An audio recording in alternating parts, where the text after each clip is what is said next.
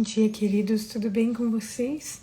Estamos aqui para mais um dia, estudando sobre a vida de Jesus. Hoje é o 22º dia e nós vamos estudar sobre a família de Jesus. Então fique aqui conosco, envie para algum amigo e venha participar conosco desta jornada, aos pés de Jesus, aprendendo de Jesus um pouquinho cada dia. O pessoal da sala está entrando e nós vamos iniciar aqui pelo Google Meet também. Se você ainda não faz parte do nosso grupo, envie uma mensagem que eu posso te colocar no grupo. É totalmente gratuito e para nós estarmos juntos, aprendendo um pouquinho cada dia, tá bom? Aguardo vocês.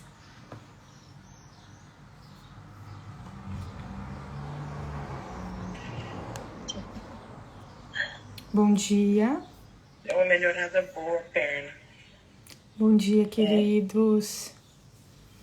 Tudo bem com vocês? Tudo bem, graças a Deus. Que bom que a Irmã Maria do Socorro voltou. A gente sente falta quando não está, viu? Nossa, obrigada, gente. Quem que pode orar para nós iniciarmos e não perdermos nenhum minuto do nosso estudo de hoje?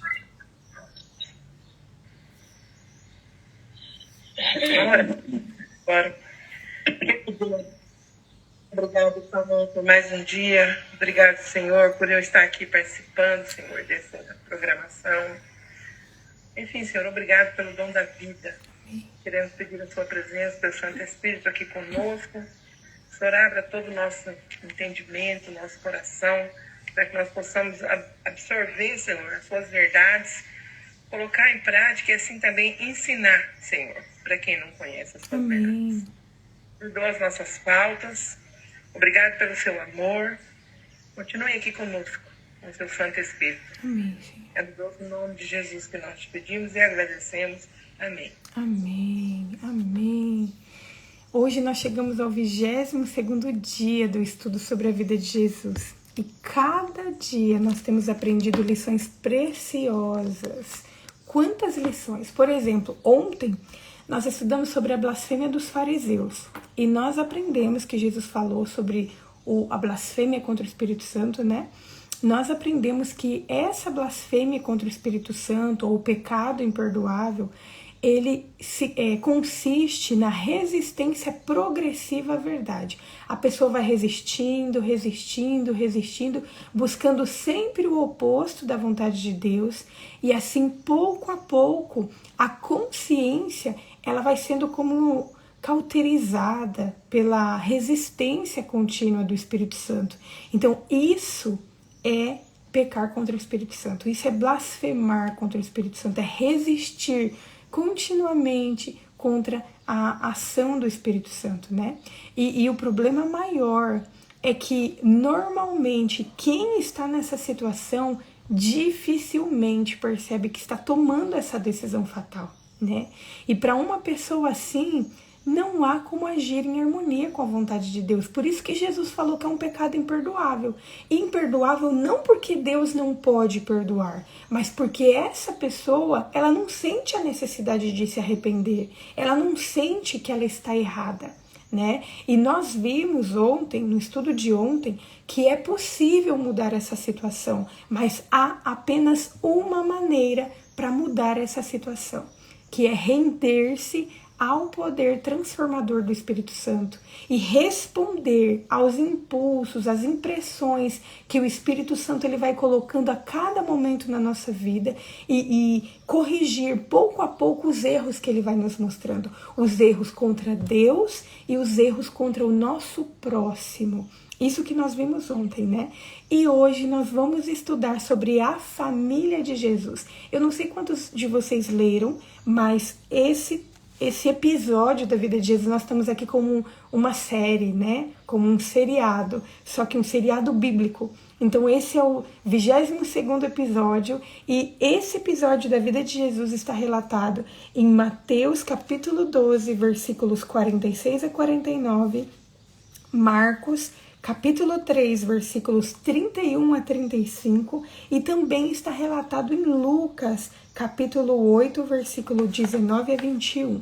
E eu não coloquei para vocês, mas estudando, eu descobri também que, embora não tenha esse título, mas João também fala desse episódio. E nós vamos ver aqui, João capítulo 7, nós vamos ver durante o estudo de hoje.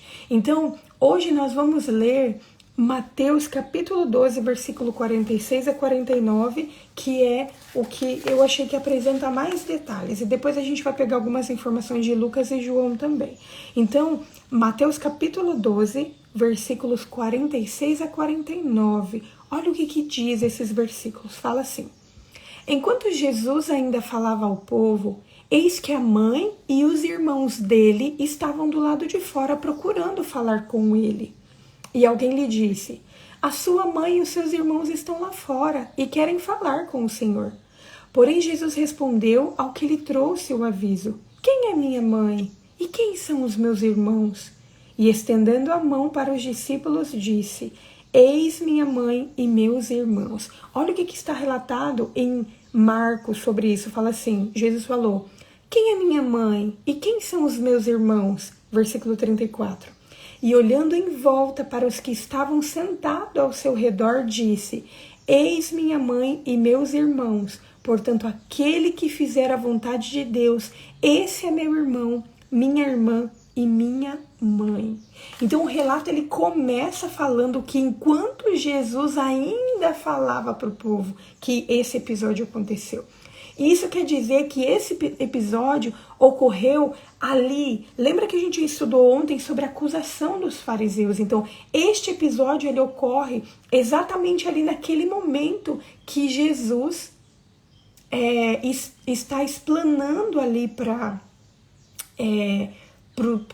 as pessoas que estavam ouvindo ali, né? E no episódio de ontem nós vimos que os fariseus eles estavam acusando Jesus de que aquilo que ele estava fazendo não era resultado do Espírito Santo, mas que era resultado que era influenciado por Beelzebul. Ou seja, estava falando ali que Jesus ele estava possesso. Estava falando que Jesus, as coisas que ele fazia não era influência do Espírito Santo, mas era influência de Satanás. E enquanto ele estava falando para o povo, e ele estava explicando por parábolas o que é pecar contra o Espírito Santo, o que é pecado, o que pode ser perdoado, o que não pode ser perdoado, a Bíblia fala que a mãe e os irmãos de Jesus chegaram para tentar falar com ele. Então, nós vimos em alguns estudos anteriores que José ele havia tido outros filhos antes de se casar com Maria. Nós vimos principalmente ali na primeira semana, né? E nessa altura, provavelmente José já tivesse morrido. Por isso que o último relato que a gente tem de José é naquele episódio que Jesus ele fica no templo aos 12 anos. E depois que a gente vê ali José tendo aquela conversa com Jesus, José ele desaparece da história de Jesus. Provavelmente porque ele morreu. Então, Jesus ele tinha outros irmãos, só que esses irmãos não eram filho de Maria. Maria teve o único filho que foi Jesus. Então, nós vemos por meio desses relatos que nós estamos estudando que Jesus ele estava enfrentando duras provas em seu ministério. E inclusive agora ele estava sendo acusado de trabalhar sob influência do diabo. O livro de João, capítulo 7, se vocês quiserem anotar, eu achei muito interessante isso. Sobre esse episódio ele fala assim, João capítulo 7, versículo 3 a 5 diz assim, olha: dirigiram-se, pois, a ele os seus irmãos e lhe disseram: deixa esse lugar e vai para a Judéia, para que também os teus discípulos vejam as obras que fazes, porque ninguém há que procure ser conhecido em público e contudo realize os seus feitos em oculto. Se fazes estas coisas, manifesta-te ao mundo. Então aqui a gente vê os irmãos de Jesus, né, que eram meio-irmãos, falando e declarando que eles não criam em Jesus, que eles não acreditavam nas coisas que Jesus estava falando. E eles vieram até Jesus para tentar convencê-los convencê-lo de parar de fazer essas coisas, com a intenção de convencê-lo a ir para outro lugar, a tirar o foco. Por quê? A gente não sabe as intenções que eles tinham, mas possivelmente eles estavam preocupados com a vida de Jesus também. Mas o fato deles não crerem que Jesus estava fazendo aquele trabalho por influência de Deus também. E sabe quando a gente é filho, que a gente quer convencer o nosso irmão? E eu acho que isso independe de idade, né? Quando a gente quer convencer mais rapidamente o nosso irmão, a gente pede que a nossa mãe fale com ele, ou que o nosso pai fale com ele. E aqui os irmãos de Jesus utilizaram esse argumento. Na intenção de convencê-lo rapidamente, eles trouxeram Maria, a mãe de Jesus. E essa atitude de tentar convencer Jesus de que aquilo que ele estava fazendo, que ele não deveria fazer, isso demonstra que esses irmãos eram mais velhos, né? Mais uma evidência de que eram pessoas, homens que eram filhos apenas de José. E por serem mais velhos, eles se sentiam no direito de dizer o que Jesus podia fazer e o que Jesus não podia fazer. E o mais fantástico que eu achei, estudando sobre os irmãos de Jesus, é quando a gente vê Atos, quem quiser procurar aí, o livro de Atos, capítulo 1. Olha o que diz o livro de Atos, capítulo 1, versículo 14. Então, nesse episódio que nós estamos estudando hoje, nós vemos que os irmãos de Jesus, eles não acreditavam em Jesus, que eles não criam em Jesus, na obra que Jesus está fazendo. Agora vamos para Atos, capítulo 1, versículo 14. Olha o que diz aqui. Diz assim, olha, todos estes perseveravam, lembrando que o livro de Atos, ele começa a relatar depois que Jesus foi para o céu. Então, são os atos dos apóstolos, os atos dos discípulos que são relatados no livro de Atos. Então, olha o que está escrito no versículo 14. Todos estes perseveravam unânimes em oração com as mulheres, com Maria, mãe de Jesus, e com os irmãos dele. Olha o que está falando aqui. A revelação de Jesus, ela era tão grande que os seus irmãos, em algum momento que a Bíblia não relata, eles se renderam à obra do Espírito Santo, ao contrário dos fariseus. Então, nesse episódio que nós estamos vendo aqui, os irmãos de Jesus, eles estão tentando convencer Jesus de parar a obra de Jesus, só que Jesus não para. E como resultado de todas as coisas que Jesus fez e de todos os corações que foram tocados pela obra de Jesus, nós vemos que os seus irmãos foram alcançados. Nós não sabemos quantos, nós não sabemos se todos, mas quando é relatado em Atos, os discípulos, as pessoas que permaneceram unânimes em oração antes de receber o Espírito Santo para continuar a obra, a missão que Jesus tinha dado a eles, nós vemos os irmãos de Jesus. Que fantástico, gente, que fantástico. Então, o texto ele vem e fala que anunciaram a Jesus que a sua mãe e os seus irmãos estavam ali, estavam querendo falar com ele. E Jesus ele apresenta o seguinte questionamento, ele fala assim, quem é minha mãe? Quem são os meus irmãos? De maneira alguma, Jesus aqui está sendo malcriado com a sua mãe, né? A Bíblia apresenta vários textos que mostram o zelo de Jesus por sua mãe. Inclusive, quando ele está indo para ser crucificado, que ele chama João e ele fala assim, olha, aqui está a sua mãe. Jesus, ele se preocupou em deixar alguém responsável pela sua mãe, né? Então, Jesus, ele cumpria fielmente os seus deveres como filho. O que ele quis dizer com esta indagação é que mesmo aqueles mais íntimos, mesmo aqueles mais queridos, eles não tinham o direito de interferir na obra ou dizer o que ele deveria ou não deveria fazer. Jesus ele queria deixar claro aqui que ele não era guiado por influência humana. Mesmo que a sua mãe apelasse para ele, mesmo que os seus irmãos apelassem para ele, Jesus ele tinha clareza do seu propósito e ele tinha convicção de que nada iria impedir que ele realizasse esses propósitos, nem mesmo a sua mãe e os seus irmãos.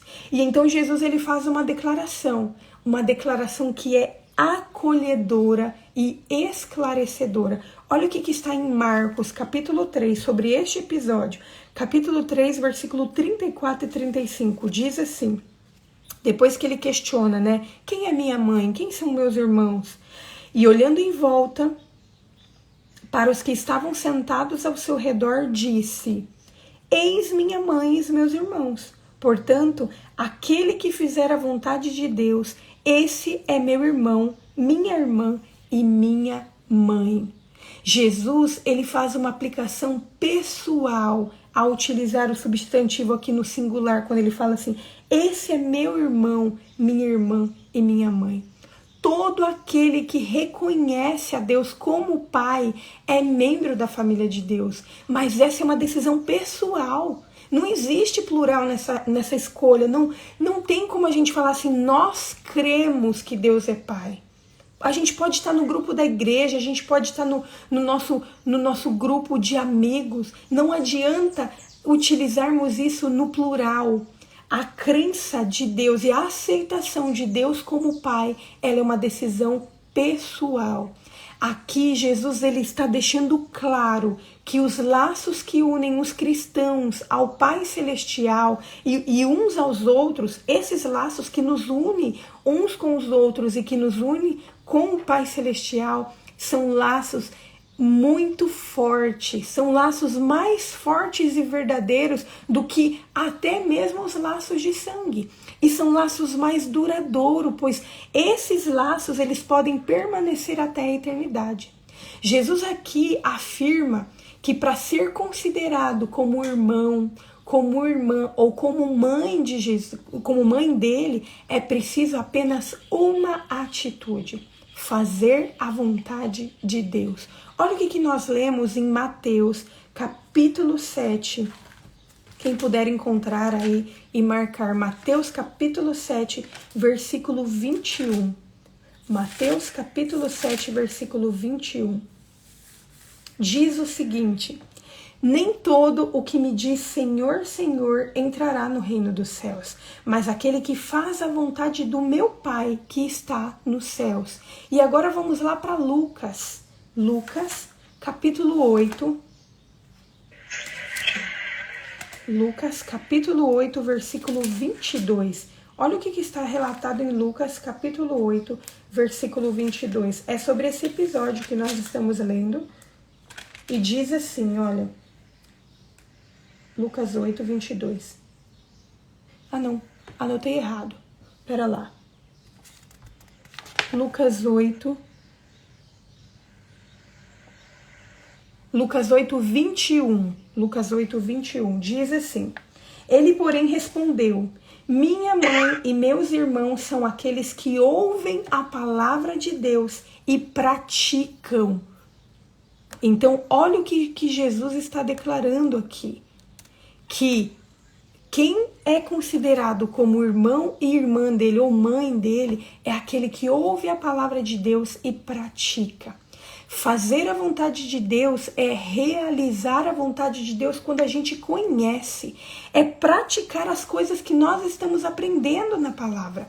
E não sei se vocês se lembram, mas eu apresentei em alguns dias aqui os níveis de aprendizagem. E assim, existem 3 níveis de aprendizagem. E esses 3 níveis são ler, compreender e aplicar. É impossível nós aplicarmos a palavra de Deus, praticarmos a palavra de Deus sem a gente ler. E talvez é isso que nós estamos sendo tentados a fazer. Nós estamos sendo tentados por inúmeras coisas a não termos tempo para ler a palavra de Deus. E se nós não lermos a palavra de Deus, a gente não vai conseguir compreender a palavra de Deus e muito menos aplicar. E, consequentemente, a gente não vai poder ser considerado da família de Deus. Vocês conseguem perceber quão forte é isso e quanta responsabilidade nós temos em relação ao estudo da palavra de Deus? nós temos que nos lembrar que a fé em Deus, ela deve ser acompanhada por obras. Então não basta apenas a gente falar assim, eu creio na palavra de Deus. Eu creio. Nossa, eu deixo a minha Bíblia aberta aqui no Salmos 91, porque é um salmo forte e isso aqui vai me proteger. Isso é fé. Eu creio que isso vai me proteger, mas não adianta nada eu ter fé se eu não tiver a obra, se eu não tiver a prática. O que adianta eu deixar o salmo aberto se eu não ler o salmo? Se eu não ler, se eu não compreender e se eu não aplicar? Então, aqui Jesus está deixando claro que, da mesma forma que a fé ela deve ser acompanhada pelas obras, da mesma forma a leitura da palavra de Deus ela deve ser acompanhada pela prática, senão ela torna como a leitura de um livro qualquer. Olha o que nós lemos em Tiago, capítulo 2, versículo 17. Tiago, capítulo 2, versículo 17, apresenta a verdade de que a fé sem obra é morta. É isso que diz Tiago, capítulo 2, versículo 17. Mas Hebreus, capítulo 11, versículo 6... Hebreus capítulo 11, versículo 6, diz que a obra sem fé, as obras que nós fazemos sem fé sincera, são obras inúteis. Então, é preciso estar junto, fé e obra. Aquele que não conhece a vontade de Deus e que não conhece todas essas coisas que nós estamos aprendendo, segundo Lucas capítulo 12, versículos 47 e 48, eles não são culpados das coisas que não conhecem. Mas João, capítulo 15, versículo 22, declara que se nós conhecemos, que se nós ouvimos a voz de Deus falando ao nosso coração e nós persistimos nos nossos erros, nas nossas vontades, nós somos culpados dos pecados. E não tem desculpa para o nosso pecado. Então, o estudo de hoje, o que nós precisamos aprender é essa relação que existe. Jesus, ele não deixou que nada atrapalhasse o ministério dele, porque ele tinha convicção do chamado dele, ele tinha convicção do propósito para a vida dele, e ele não permitiu que nem mesmo as pessoas que ele mais amava atrapalhasse a missão que ele veio cumprir. E nós aprendemos que para nós sermos considerados da família de Deus, nós precisamos ouvir a palavra de Deus e praticar. E assim chegamos ao final de mais um estudo. Amanhã nós continuaremos com mais um episódio. Amanhã nós vamos estudar sobre a parábola do semeador, que está relatado em Mateus capítulo 13, versículos 1 a 9, Marcos capítulo 4, versículos também de 1 a 9, e Lucas capítulo 8, versículos de 4 a 8. Mas vamos nos lembrar, nós estamos vivendo em uma época de muita informação, muita. São tantas informações, tantas ideologias, que nós tenhamos a atitude de silenciarmos esses barulhos que tem à nossa volta, retirar as coisas que estão roubando a nossa atenção, que estão roubando o nosso tempo, para nós ouvirmos apenas a voz de Deus, e que com o auxílio do Espírito Santo, que nós tenhamos a coragem de fazer tudo aquilo que Ele está nos ensinando por meio da sua palavra. Que Deus abençoe a todos nós. Eu vou dar a palavra para a irmã Maria do Socorro falar e logo depois nós vamos orar para nós encerrarmos esse dia de estudo e continuarmos meditando sobre isso depois. Então, é que ontem eu tive uma experiência, né? A hora que eu fui estudar aqui esse capítulo para hoje, me veio a lembrança lá atrás, que eu tenho uma irmã, o nome dela é Maria Aparecida. Ela fez o estudo já. E minha família, assim, são todos católicos, né? Mas fervorosos mesmo. Da família só foi eu e meu irmão, eles chamam nós de rebeldes. Nós, né, não somos mais católicos.